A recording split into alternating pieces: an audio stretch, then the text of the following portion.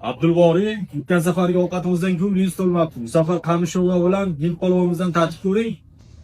O'lib qolmasligicha yeb qo'yamiz buni. Bismillah. Sho'rvalariga ajoyib ekan. Qamishlarni qo'shib yeylikchi. Qamish sho'rvaga gap yo'q, hind palovlarini yeb ko'raylikchi. Bismillah. Bu ovqatdan chakki emas. Bu ikkalasi bo'ldi. Atala sho'rvani tatib ko'ramiz.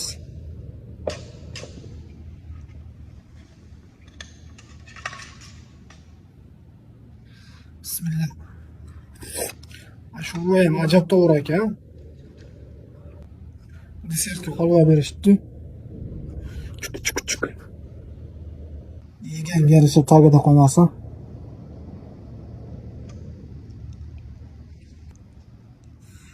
Shakarli cho'ylari ham boshqacha-da. Cho'ychi Abdulloh cho'ylariga o'xshaydi. Bismillah. Alhamdulillah.